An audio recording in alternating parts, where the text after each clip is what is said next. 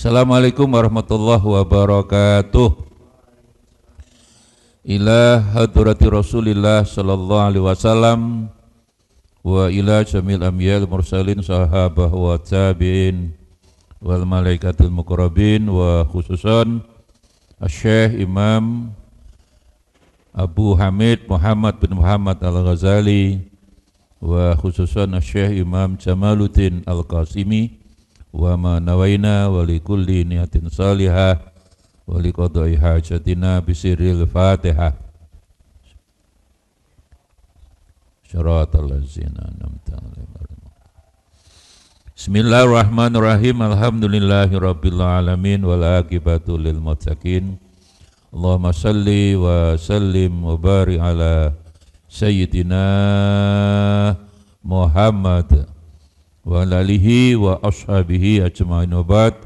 Wa qala al-musannifu rahimahullah ta'ala bi ulumihi wa mattana bi asrarihi fid dharaini amin ya rabbal alamin. Bismillahirrahmanirrahim. Fadilatur rifqi utawi iki iku bab nerangno fadilahe keutamane alus welas rifkun itu alus ya, welas kalau teruskan welas asih ya. Rafiq itu bisa diarti teman, makanya rifki, nah, wong jenenge rifki itu wong halus ya. Ene wong jenenge Rifki kok kasar diganti unfun itu. Ya. Nama itu kan doa. Jadi masih kaitannya dengan menyangkut ghadab, betapa Imam Ghazali ini menganalisis bahayanya ghadab, marah dari segala sisi. Ya. Lihat aja ketika Rusia marah sama Ukraina perang, Israel marah ganti Hamas lebih marah lagi, lomba-lomba marah itu ya. Apa akibatnya? Selalu tidak baik. Makanya kebalikan daripada marah salah satunya adalah rifku. Orang kalau welas, asih, bahasa sekarang soft, lembut, cool, dingin ya.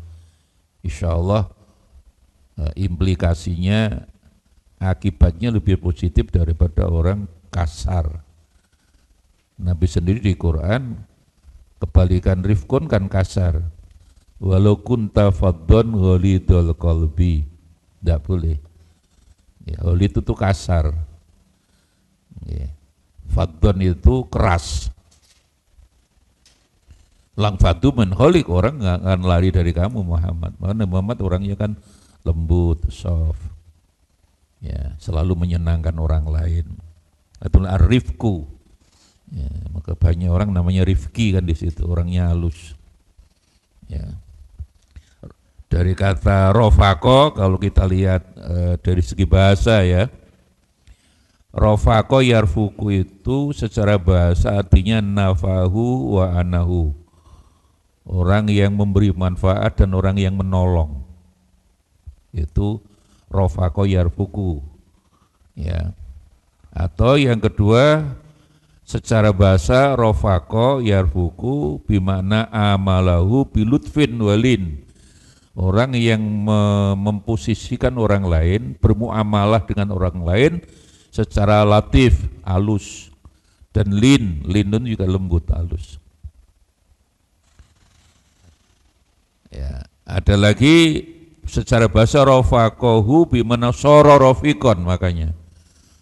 Jadi rofik itu teman, laki-laki kalau wedok rofikoh. Dulu ada penyanyi qasidah yang rofikoh Darto Wahab dulu. Ya, jadi soro rofikon jamannya rufako, ulama. Jadi rofik, kalau bisa rofik berarti sinonimnya sohib, sodik, itu kan teman. Kemudian juga ya bisa berarti Zamil itu juga teman, sinonimnya akeh, zamilun, zamila, zumala, ya. Ini yang Faisal jurusan bahasa Arab mesti ngerti itu sinonim itu ya. Ya. Jadi ini ya bahasa sekarang itu sebenarnya empati menurut saya. Jadi rifkun itu tidak sekedar simpati tapi empati. Kalau simpati kan kasihan lah, halus. Tapi tidak membantu apa-apa. Kalau empati kan berbuat. Ya. Ada orang di jalan kecelakaan, saknorek, dia mudun bantu, lah itu namanya empati. Seperti Rasulullah Shallallahu Alaihi Wasallam yang sangat ya Raufur Rahim, harisun alaikum bil mu'minina, Rauf Rahim, haris. Makanya ada riwayat Rasulullah sembahyang itu ada suara kretek.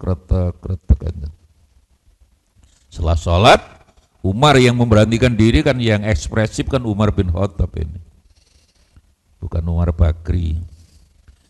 Langsung, ya Rasulullah ada apa? Kok panjenengan sholat kok keluar suara?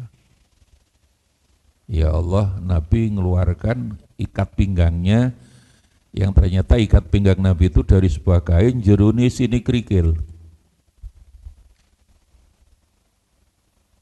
Jadi suara kerikil untuk menahan lapar itulah dalam rangka empati, karena Nabi kalau punya uang lebih baik untuk membantu fakir miskin, duafa mustatafin. Kalau sekarang Nabi masih hidup ini, mahasiswa yang sulit-sulit bayar itu dibayari Kanjeng Nabi itu. Tidak perlu ada basnas itu ya.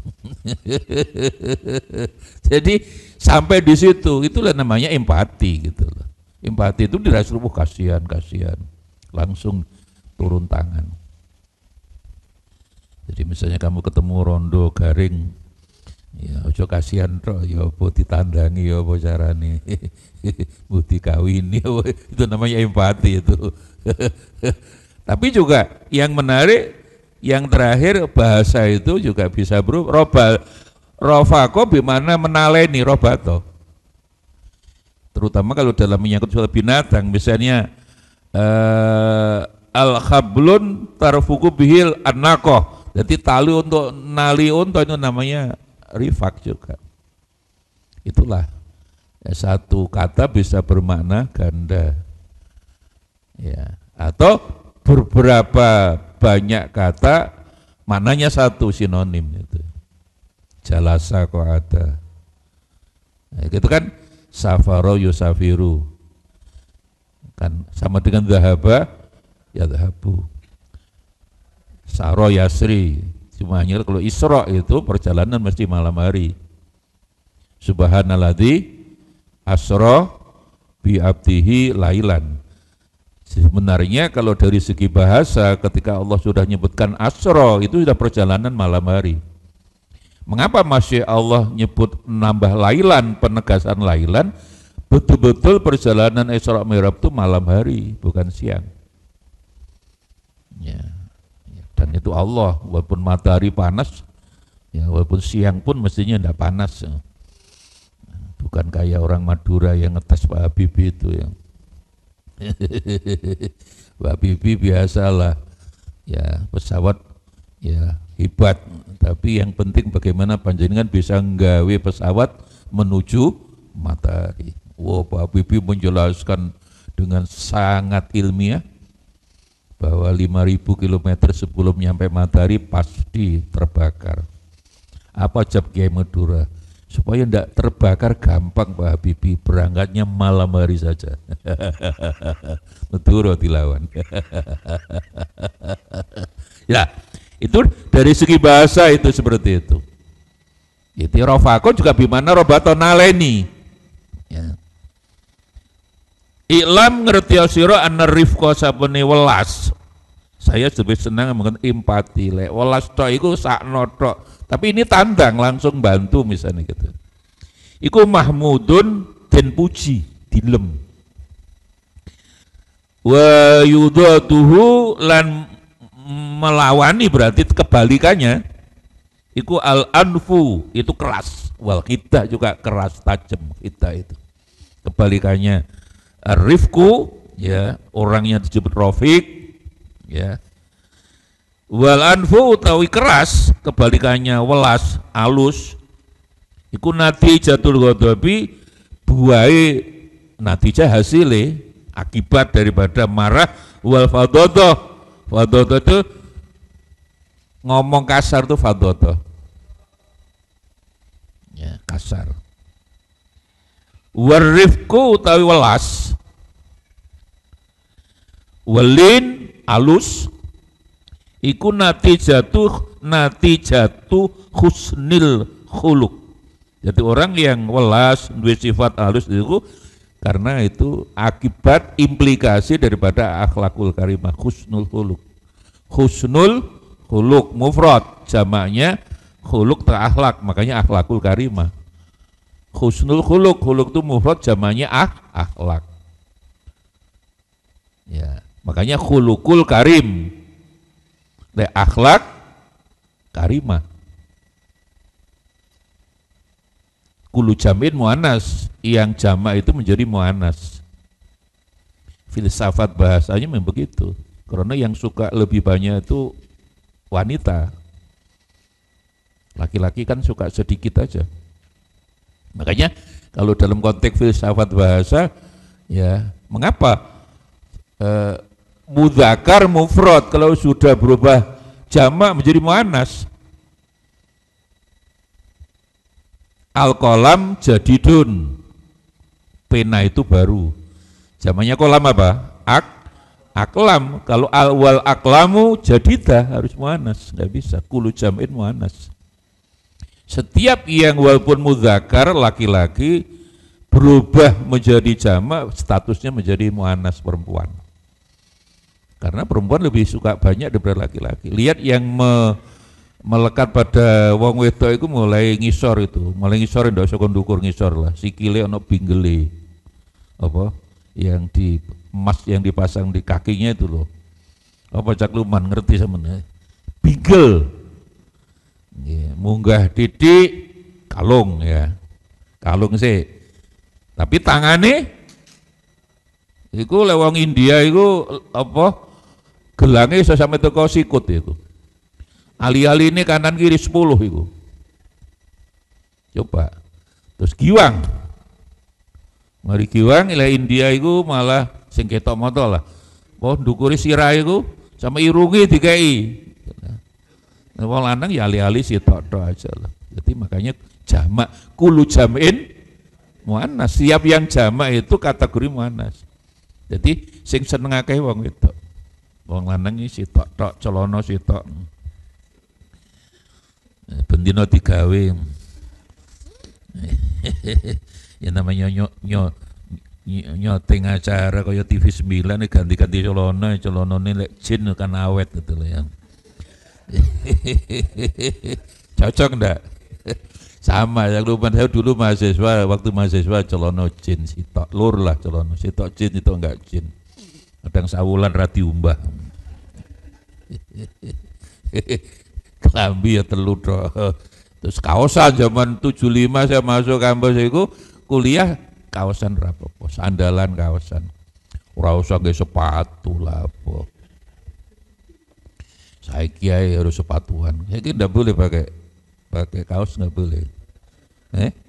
Nggak boleh. Sandalan nggak boleh. Wah, aku sandalan gapit. Ya pian kaos. Iso jadi profesor. Jadi dulu itu terus saya eling, nggak ada mahasiswi itu yang pakaian semua sewean, model ibu-ibu loh, tahun 75 itu calon kemana itu disewek terus kebayaan, bayaan. Terus kerudung ya ngono kaya Mbak Yeni ku, ndak perlu kerudung berukut, nggak apa-apa. Ya kerudung biasa ngono tok wis. Dulu gitu. Karena dulu kan masih ndak terlalu kefakian. Sekarang kan terlalu kefakian, harus berukut tuh untul-untul wah. Terus kerudungnya sampai toko bokong, mubadir. Terus apalagi sing kenemenen terus Ketomot ditambah wis kerudungan terus hidungnya ditutupi ketomotone tok itu. Ya, itu melanggar asasi manusia itu. Katanya anak-anak Amerika itu melanggar asasi. Ketomotone tok. Apa? Lah dia melihat saya bebas. Saya melihat dia kan motone tok. Ini kan tidak melanggar asasi. Lah yang Amerika bukan Amerika ya. Tapi itulah umumnya orang kadang kefikihan itu apa? Ya, fikih itu kan dohir. Padahal yang dilihat Allah nomor satu bukan dohir kan, hati. Allah tidak melihat dohirnya, ruku sujud, hatinya tidak melihat ruku, tidak melihat sujud. Dawi Imam Ghazali kan percuma. Apalagi kata fikih. Saya baru tahu kata fikih 20 kata fikih itu yang 11 kali fikihnya hati. Kitab mulai takrib yang sampai kita muhadzab iknah asyarbini gede itu kan menyangkut penjelasan ibadahnya dohir. Padahal kalau kembalikan pada Quran, kata fikih itu yang paling digodai Allah adalah bukan perbuatan dohir, perbuatan batin. Nah, Imam Ghazali Ihya ini kan tentunya fikih yang ditasawufkan. Makanya Imam Ghazali sejak awal kamu ruku subhana rabbiyal azimi wa bihamdihi, tapi hatimu tidak boleh ruku, percuma. Ya. Makanya bacaan bisa macam-macam itu. Ya. Sami Allahu liman hamidah. Ada riwayat Anas bin Malik meriwayatkan, tahu-tahu ada orang kebanteran gitu loh, samiallahu liman hamidah Nabi, terus dia jawab makmum, Rabbana walakal hamdu hamdan katsiran thayyiban mubarakan fi. Kebanteran. Bareng Nabi sholat mari takok sapa sing sami Allah banter tadi, kalau jawab wedi dianggap salah. Ternyata Nabi akhirnya, lu itu ucapan yang diperebutkan 70 malaikat. Jadi kalimat alhamdu itu dalam sholat tadi ternyata diperlukan malaikat jadi lapor Gusti Allah gitu loh. Tapi tadi sami Allah liman rabbana walhamdu. Ini Bukhari malah ada riwayat Bukhari malah boleh ditambah rabbana walhamdu hamdan katsiran thayyiban mubarakan fi, boleh. Lah karena fikih itu dohir akhirnya gegeran. Perkara sisi to kabiro sito Allahumma apa Muhammadiyah apa ndak kabiro apa Allahumma barik apa Allahumma barik. Iya. Ini sing alumni Gontor ini. Apa ning Gontor pakai kabiro apa? Iya krono sampean sebelumnya sudah kabiro. Tapi yang ke Gontor ya sebelumnya Allahumma apa? Doa istiftahnya konnya Muhammadiyah kan Allahumma barik apa? Ya itulah. Nah, itu kue geran perkara pada itu dohir. Yang penting hati, ya itulah. Jadi orang yang alus, rafiq, ya itu mesti natijatu husnul khulqi wassalamah. Wala yasunulan ora bagus apa al khuluqu akhlak illa bidhabti quwwatil ghadab. Orang tidak akan punya akhlak bagus kalau tidak mampu mengendalikan marah. Ghadab. Ya. Wa khifdiha jogo marah tadi Allah hati itidal dikembali kepada yang itidal, yang adil gitu loh, yang tegak lurus. Itidal itu adil, tegak lurus, itidal, tawazun wal itidal itu ya. Jadi itulah fadilahnya luar biasa. Di Quran kata rafiq itu kita hitung hanya sekali, surat An-Nisa 69, wa hasuna ulaika rafiqa itu. Jadi rafiq teman yang paling bagus itu adalah ulaika. Sapa ayat sebelumnya menjelaskan ya, wa an-nabiyyin wa syuhada wa sholihin. Jadi para nabi, ya para syuhada, para orang-orang soleh itu teman yang baik. Ulaika ditutup oleh ayat itu oleh Allah 69, wa hasuna ulaika. Jadi rafiq teman Yang paling bagus adalah ya berteman dengan Nabi, berteman dengan para syuhada wasalihin, wong soleh. Disitulah makanya pujian itu tombo hati iku lima sak mernane maca diangen-angen sak maknane kaping pindho salat fardhu lakonon, kaping telu wong kang dugal kumpulono. Teorine wong kang soleh kumpulono, tapi apa jaminan walaupun mahasiswa kampus Islam temene padha soleh, bisa itu koncone toleh. Mulane wonge apik, koncone elek dadi elek gitu loh. Nila setitik rusak susu sebelah. Ya takok rido yang ngerti. Arji kon takok rido. Kon lek kabiro apa nur itu? Allahumma barik. Apa? Allahumma ba'id ya? Allahumma ya iya itu. Berarti asli gondor ya. Lek Ardi itu ndak asli pakai sin. Nah itu tapi di gondor kan bebas ya. Kabiro boleh, Allahumma ba'id juga boleh. Podo riwayate podo-podo ndak usah gegeran. Ya. Kayak guyonan. Saiki pokoknya di kota-kota kan ngono, memang di kota sekarang realitasnya hari ini lihat taraweh sebentar lagi kan taraweh sing 13 menurut hitungan mereka kalah mbek sing 11. Coba sekarang sing 13 kalah ke sing 11. Jawaban nek akeh-akehan akeh sing ora taraweh. Dulu gue kira nih sing bener sing bener 13 apa 11. Saiki ndak pernah gegeran kalau podo enggak tarawih. Ya dulu kan waduh yang bener 13. Sekarang ndak pernah anak-anak tengkar urusan jumlah podo enggak tarawih. Podo enggak tarawih gitu loh. Orang-orang macam begini yang penting kan riyoyo, ora poso pilo riyoyo. Ya. Jadi kata rofik itu hanya sekali. Wa khasuna ulaik rafiqa. Kalau wa khasunan murtafaqo sama aja, murtafaqo, irtafaqo, sama itu. Tempat yang baik. Dan yang menarik, Nabi itu nyebut Gusti Allah seringkali dengan rafiqi ala. Allah yang maha welas berarti rafiqi ala. Riwayat yang paling populer ketika Nabi sebelum meninggal dunia kurang 2 minggu, Nabi itu malam sakit, badannya panas lah Kanjeng Nabi. Dan Nabi itu kalau kondisi ndak enak badan tuh nyang kuburan. Dan makam Madinah itu Baqi itu kira-kira 100 meter di sebelah kirinya Masjid Madinah, makam Baqi'. Nah malam itu nggak bisa tidur, badan panas, ngajak namanya Abu Muwaibah ke makam, otomatis mendoakan orang mati. Ahli kubur lah di situ. Ya setelah selesai pulang doa-doa di Baqi' itu, ya lek cara pondok biyen ndak Baqi' bakek.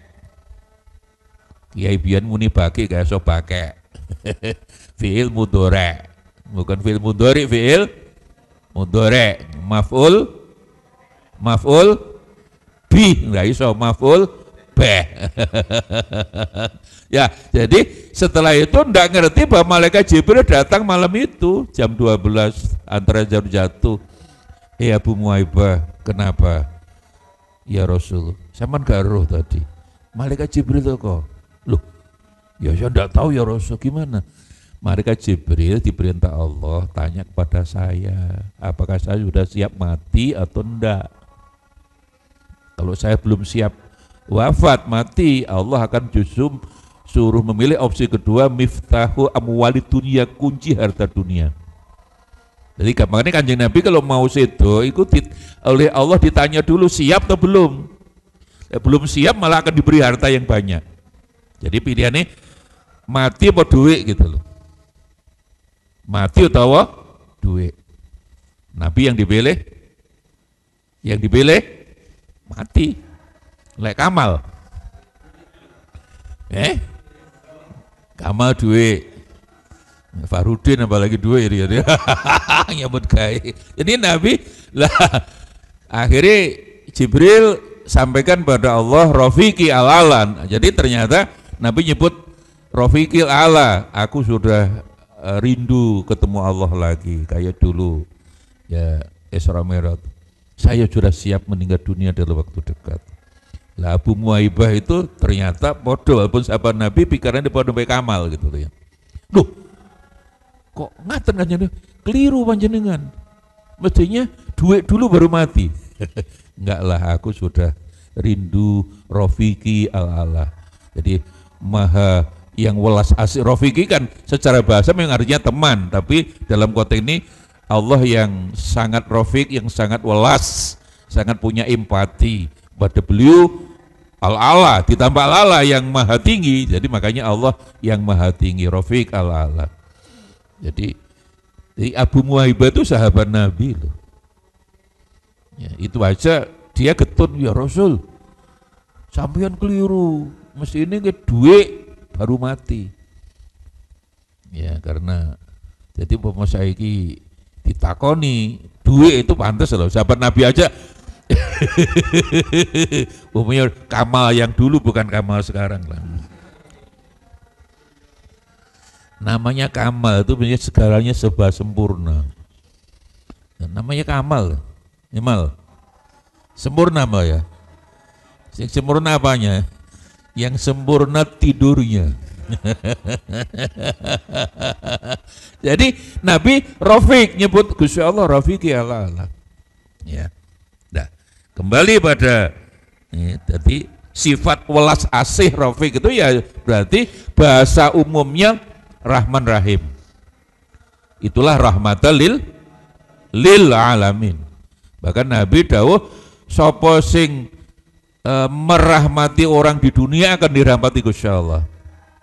Malam yam yarham sohirona walam yuakir kabirona itu ceritanya kan Nabi ya ketemu cucu-cucunya mesti dicium Nabi ini. Nah seorang sahabat kula niki ya Rasul duwe putu 11 mboten nanti mencium Nabi, ya keliru sampeyan. Terus Nabi dawuh malam yarham sohirona laisa minna man lam yarham sohirona walam yuakir. Bukan umatku orang yang tidak yang tua sayang kepada yang kecil tidak hormat kepada yang tua. Itu ceritanya itu. Bahkan Nabi kalau orang tidak menyayang di dunia, aku tidak tanggung jawab kalau Allah nanti tidak memerintahkan aku untuk memberikan syafaat kepada sampean. Maka saling menyayangi itulah rahmatan lil alamin. Dan itu orang gitu loh. Ya, apalagi juga tidak orang karena rahmatan lil alamin itu kan seluruh makhluk gitu loh. Ya. Jadi sekali lagi kalau kita hitung kata Rafiq itu sekali, tapi murtafaqah 2 kali. Ya. Bahasa umumnya ya, ar-rifqu tadi adalah ya merahmati. Ya. Irham ya man fil ardi yarhamuka man fis sama. Jadi orang yang saling merahmati, memberi kasih sayang pada orang-orang di dunia ini, yang di langit berarti ya Gusti Allah, para malaikat akan menyayangi kita. Ya, itulah yang sekarang ya perlu ditekankan lagi pada diri kita, saling membutuhkan lah, saling memaafkan, saling merahmati, tidak saling merugikan. Dan itulah hakikat Islam kan, hakikatnya di sini. Saya selalu berulang-ulang mengingatkan Islam dirikan selamat itu tidak pas. Islam dirikan taat, tunduk, patuh boleh. Kalau Islam kita dirikan selamat tidak pas, wong aslama yang betul menyelamatkan. Menyelamatkan berarti kan merahmati. Af'ala yuf'ilu if'alan. Kan fi'il muta'adi. Makanya sebenarnya menyelamatkan, siapa yang diselamatkan? Sama dengan merahmati, rahmatan lil alamin, merahmati. Ya. Rahmat. Ya. Wa li ajli hadza lan ya krono ikilah arifak, sifat yang paling disayang Allah, orang yang welas asih, asna ngelem, muji sapa Rasulullah sallallahu alaihi wasallam ala rifqi ngatasi sifat welas asih. Ya. Wa balagha lan banget iki sapa Kanjeng Rifqi sangat mengharap semua orang welas asih pada orang yang membutuhkan tuh. Dan itulah kaitannya dengan saya berulang-ulang menyampaikan bahwa rahmatan lil alamin itu adalah kesalehan sosial. Lil alamin kok, bukan kesalehan pribadi. Ya buktinya ada hadis orang tiap hari poso. Saya selalu mengulang-ulang, nggak apa-apa. Bendino poso, bangun malam sembahyang tahajud. Kalau binawahnya bagus lah, tapi tidak punya arifku tadi, tidak punya welas, tidak punya empati. Tonggone dalam keadaan sulit tidak pernah mau bantu. Akhirnya dilapor nih Rasulullah, ya Rasul tonggo kulo si fulan opo, Masya Allah Kanjeng Nabi bendinten poso bangun malam ibadah ya Allah Kanjeng Nabi, cuma ndak punya rasa welas asih. Tonggone dalam keadaan sulit, temannya dalam kondisi tidak pernah mau bantu, ndak punya rasa empati. Apa jawab Nabi? Catat orang itu haram masuk surga. Ya barangkali kiai kita dulu karena menekankan sekalian pribadi, karena Islam ini rahmatan lil. Makanya saya selalu yang tidak menganjurkan umroh berulang-ulang, apalagi tidak punya KBIH, KB apa KBIH apa ya? Kiai duwe KBIH dijak umroh mbet wulan, golek badi. Makanya kiai itu tidak boleh punya KBIH menurut saya. Itu nawaitunya bergawe. Ibadah diperdagangkan, bisa. Ya. Baru diojo-ojo umroh terus. Kanjeng Nabi umroh hanya 4 kali. Yang kedua kalinya karena Hudaybiyah itu haji sekali. Lah orang tiap bulan umroh tonggone gak iso mangan si akeh. Apalagi 2024 ini bisa tambah orang makin melarat makin banyak.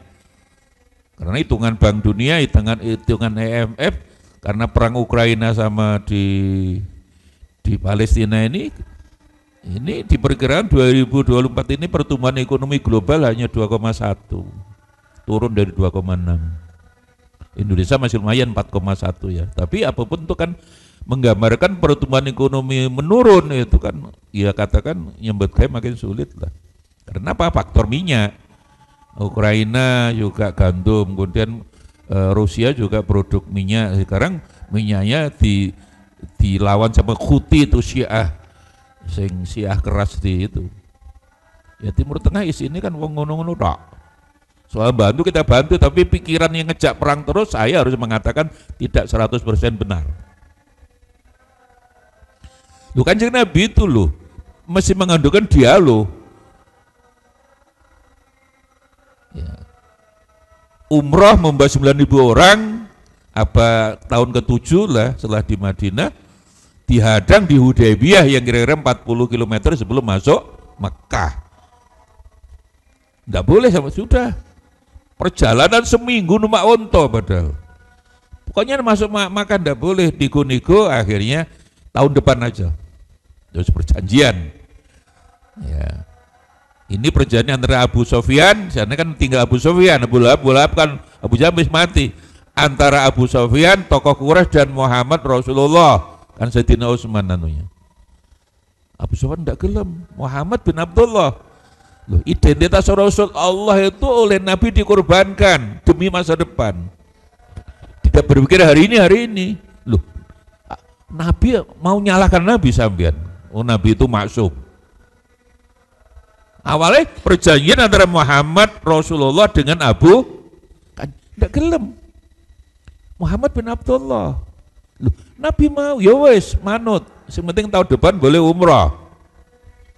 Terus yang kedua yang paling merugikan ketika perjanjian itu bahwa setelah perjanjian Hudaybiyah ini kalau ada orang Mekah ke Madinah harus dikembalikan ke Mekah supaya tidak katut Islam. Tapi dibalik orang Madinah yang sudah Islam balik Mekah, tidak boleh dikembalikan, kan merugikan. Seolah dialog merugikan perjanjian. Nabi mau, yang penting tahun depan. Tahun berikutnya umroh tul qadha itu, ya 2 kali umroh tuh umroh qadha itu. Gawa 12.000 orang, ternyata orang Mekah horek, loh pengikut Muhammad sudah sekian banyaknya. Akhirnya semua yadkhuluna fi dinillah afwaja. Sampai Abu Sufyan pun masuk Islam. Orang Taif pun semua masuk Islam. Nah itulah. Jadi harus dialog perjanjian. Ojo kaya Hamas perang mate kabeh. Saya harus mengatakan lebih keras karena jarang orang yang berani seperti ini Pak Lukman. Aku ngomong enggak benar itu. Bahwa bantu tentu bantu, tapi pikiran ngejak perang terus seperti ini enggak betul. Enggak betul. Kanjeng Nabi itu loh. Ya, selalu mendahulukan damai. Ya ini babak belur kayak begitu. Israel kurang ajar, ikan pian lah Israel kurang ajar. Tapi bahwa dialog, ini cobalah kita. Yang di jalur gaya perang lah, presiden Palestina itu enak-enakan, Mahmud Abbas tenang-tenang aja dia.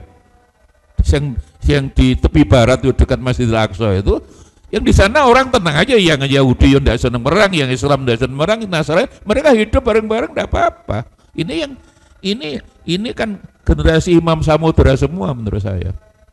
Harus diluruskan, tidak apa-apa. Sing protes aku gak apa-apa. Harus, jarang-jarang berani ngomong ini masalahnya. Kita harus fair. Model Gus Dur harus begini. Nah, Gus Dur modelnya begitu, tidak bisa perang terus, perang menang, perang babak belur kayak begitu. Ya. Artinya itu kekerasan, perang kan kekerasan. Tidak bisa. Saya berani berdialog lah. Jarang-jarang hari ini yang berani ngomong ngono. Karena apa? Karena urusannya pilpres kabeh. Aku ngiris pojok kitab.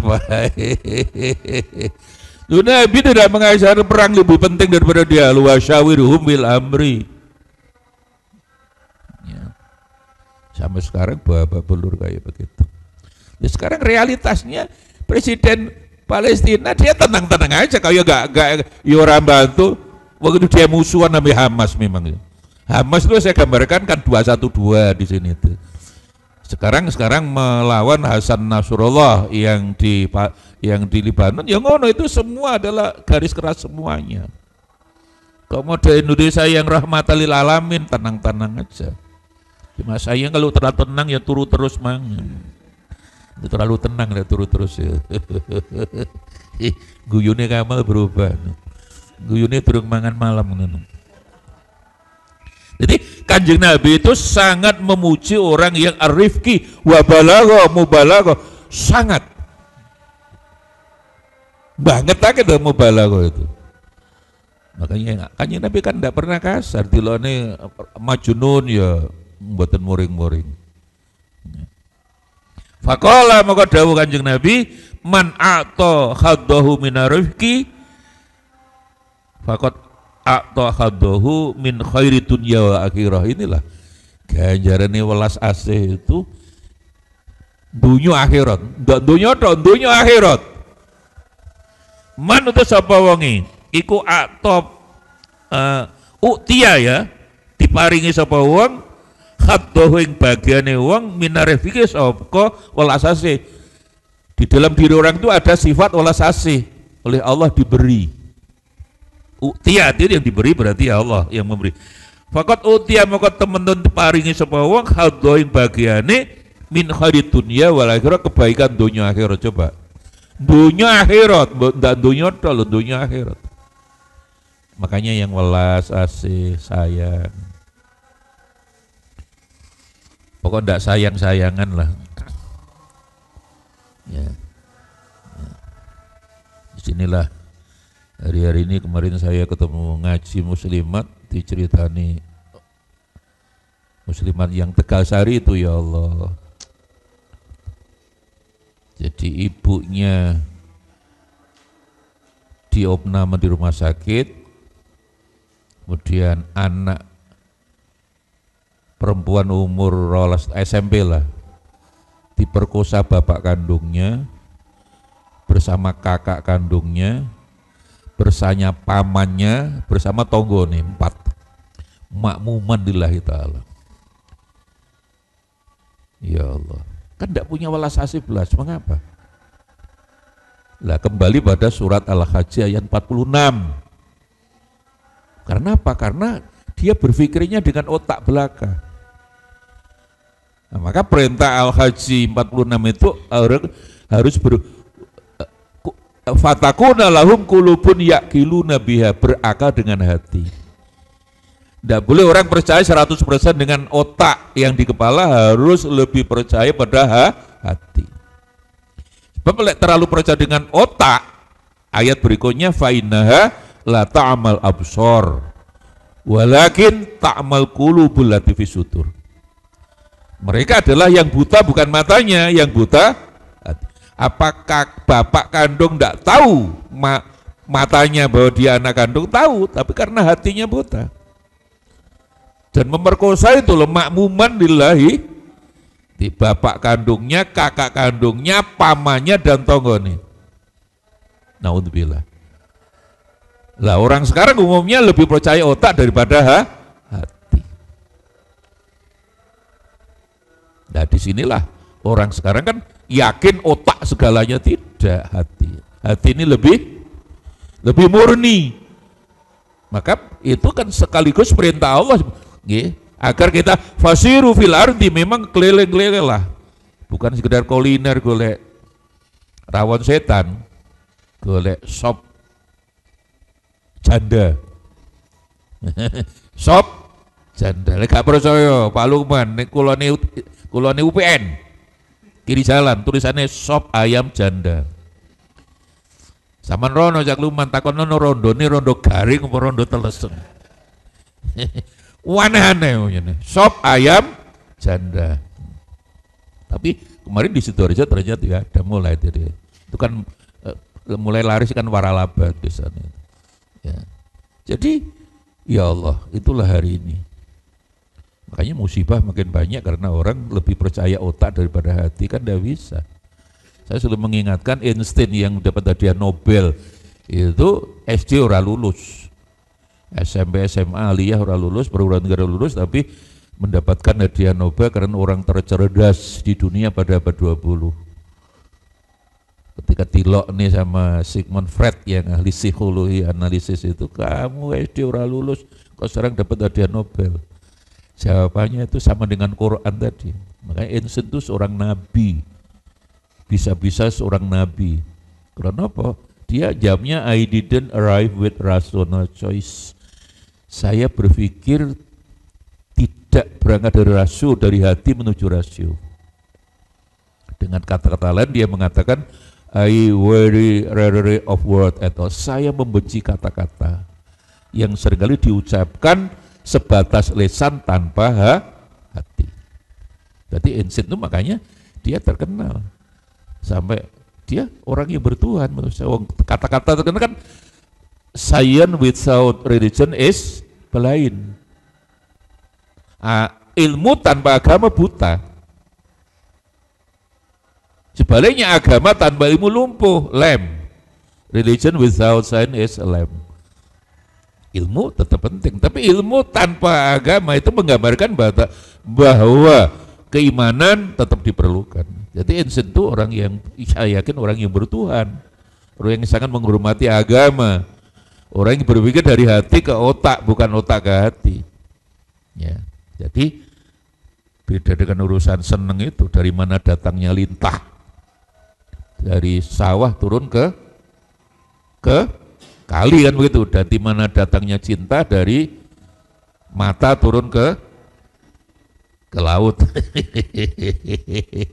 Itulah mata, salah, itu namanya ya. Benar Quran itu adalah orang kalau ingin sukses harus lebih banyak mendengar daripada melihat. Innas sam'a wal basara. Tidak ada di balik innal basara wa sam'a kan. Asmaul khus jumlahnya 99. Innallaha sami'un alim. Samiun basir, tidak ada. Inna samiun, innallaha alimun, tidak ada. Mesti mendengar. Ya. Ya, kayak Ridho mulai suka mendengar dari jauh. Ya. Allahumma ba'id ternyata ya. Ya. Belajar kabiro ambil ardi. Gak apa-apa, boleh, podo boleh ya. Allahumma ba'id boleh, kabiro ya boleh.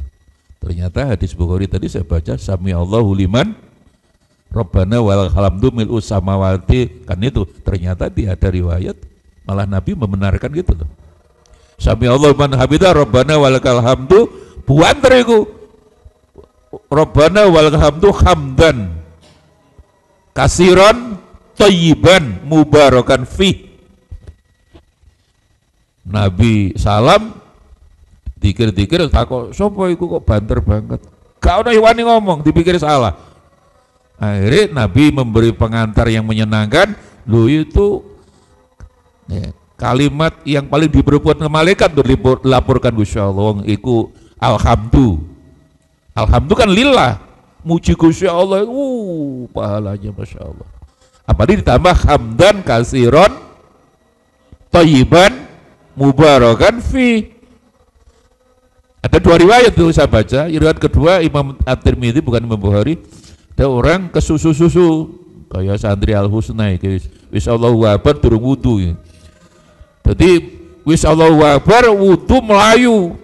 Bareng wis oleh di rakaat pertama cek kebagian langsung alhamdulillah hamdan kasiron thayyiban mubarakan fi. Bau banter. Padahal Nabi sudah mulai Fatihah. Jadi saking senengi je oleh rakaat pertama kesusu ya kaya sampean. Ya Allah Akbar iku durung wudu dari itu. Apalagi ning lantai 2 tambah melayu banter-banter. Makanya aku kadang Allah Akbar je padha wudu. Ya krungu namanya sholat ya krungu. Apa khusyuk itu ndak krungu ya krungu wae. Sekali lagi jangan keliru baca aja pakai akal lah. Fawailul lil musallin. Jadi orang sholat masuk neraka itu ketika mulai awal sampai akhir ndak eling Gusti Allah belas itu. Ingkana nasian fi kulli ahwali salah. Jadi mulai Allahu Akbar sampai salam itu ya lesane tok atine ndak eling Gusti Allah, itulah yang disebut fawailul lil. Bukan berarti wah iku sholatnya ndak khusyuk, makan neraka wae ndak khusyuk itu ndak eling apa-apa, ndak eling apa-apa lek semaput. Ya sholat krungu. Saya kalau ngimami Allahu Akbar Fatihah arek-arek cek wudu krungu kabeh sapa iki pancet kelakuane. Lah iki yo ngono. Alhamdulillah cek iso nututi sak rakaat gitu loh. Nabi belum selesai belum ruku kebanderen. Alhamdulillah hamdan kasiron thayyiban mubarakan fi. Selesai sholat zikir-zikir terus tanya siapa itu tadi. Gak ono wani juga dipikir keliru, termasuk si ngomong tadi. Akhirnya Kanjeng Nabi memberi pengantar yang menyenangkan lho iku kata-kata yang paling disenangi Gusti Allah lho iku diperebutkan malaikat untuk segera dilaporkan Gusti Allah. Ya, jadi ternyata riwayat itu akeh. Nah disinilah makanya fikih itu harus dibarengi dengan tasawuf kayak ikhya seperti ini.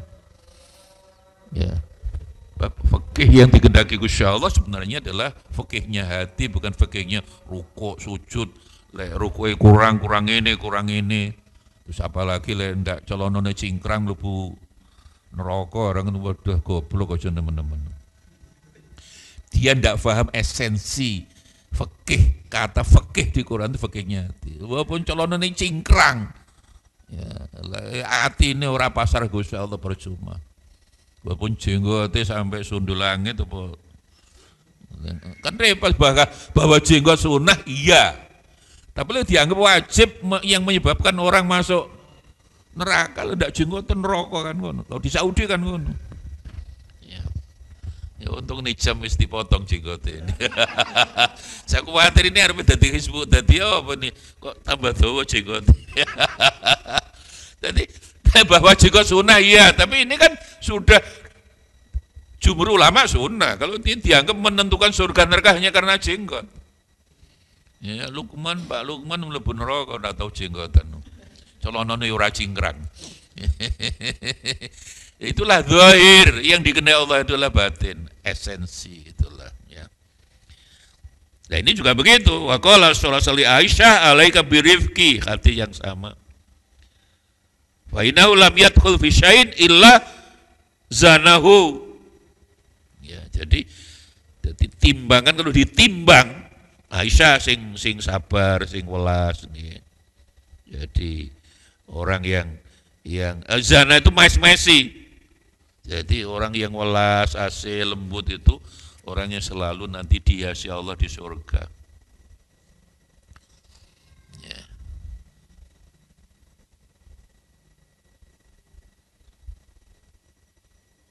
Wasirut targhibi fir rifqi wasana alaihi. Wa kaunu tiba ilal ulfi. Jadi mengapa arifku welas asih itu sangat dianjurkan? Rahasianya targhib itu kan disenangkan ya, karena dengan arifku insya Allah tidak marah dia. Al unfu itu kan keras. Walakin an-nadarah wal kamil, langsung aja terakhir, wal kamilu man yumajizu mawaqi arifki an mawaqi al anfi wa yudikulla ayun haqqahu. Jadi boleh marah kalau saya memahami, tapi marahnya itu leher ke atas, leher ke bawah masih dingin, kayak Kanjeng Nabi. Ada orang tidak sholat, Nabi juga kayak menunjukkan keras gitu.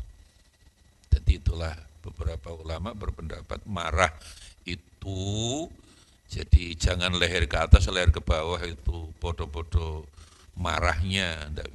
Jadi kalau marah itu, ini kan disebutkan yumayizu arifki an mawadil unfi. Itu pengertiannya menurut saya, marah itu harus leher ke atas, tidak boleh leher ke bawah. Ini kan hampir sama dengan seorang suami kalau istrinya itu kan boleh ya pindah tempat tidur itu, bahkan boleh mukul tuh. Tapi mukulnya mukul yang tidak sampai menyakiti. Itu hanya ya semacam apalah siwar aja lah begitu. Tapi ya tidak mudah orang kalau marah dari bawah ke atas sudah hilang kesadaran orang 30%. Orang kalau marah, hatinya marah, otaknya marah, leher ke atas, leher ke bawah. Nah, itu bahaya. Jadi saya yakin yang dimaksud Imam Ghazali wal kamil sing sempurna, kalaupun yumayizu bira membedakan kapan marah kapan tidak marah, dalam pengertian secara umum marah itu ya harus haknya marah leher ke atas, tidak leher ke bawah. Ya. Zammul hasadi, ya setelah itu kita yang datang ya zammul hasadi ya, mencelalah. Ya hasad sama ada hubungannya dengan wa min hasidin idza hasad. Ya, dari semua ini betapa Imam Ghazali sangat mengingatkan bagi kita bahwa beragama itu akhlak harus didulukan, bukan hukum. Ya, karena buistu li utamima makarimal akhlak. Ruwet-ruwetnya menjelang pilpres ini karena apa? Yang didulukan aturan bukan orang. Ketika calon presiden itu menurut saya harus baik dulu, aturan urusan kedua. Beda dengan ketika aturan lebih penting, lah orangnya api elek nomor 2, nomor 17. Sekarang kan aturan dulu. Kalau perlu aturannya boleh dirubah misalnya. Allah maka menurunkan Nabi itu orangnya mesti baik, akhlaknya bagus, baru diberi aturan-aturan hukum. Jadi makanya Quran turun di Makkah selalu bicara akidah dan akhlak. Semua hukum, syariat, ayat-ayat hukum, ayatil ahkam turun di Madinah. Ibaratnya Allah mengingatkan betul bangun rumah, fondasi rumah itu akhlak dan akidah. Nah, syariat, hukum-hukum, menyangkut hukum negara, berbangsa, bernegara itu ada temboknya, aksesorisnya. Nah sekarang dibalik. Akhirnya timbullah ya mudah-mudahan tetap damai, kita tetap mengharapkan pilihan berbeda boleh, tapi tetap menjaga kedamaian. Ya, saya tidak tahu anak-anak ini milih sopo, bebas wae lah. Nah, tanya saya milih sing menang. Wallahu alam.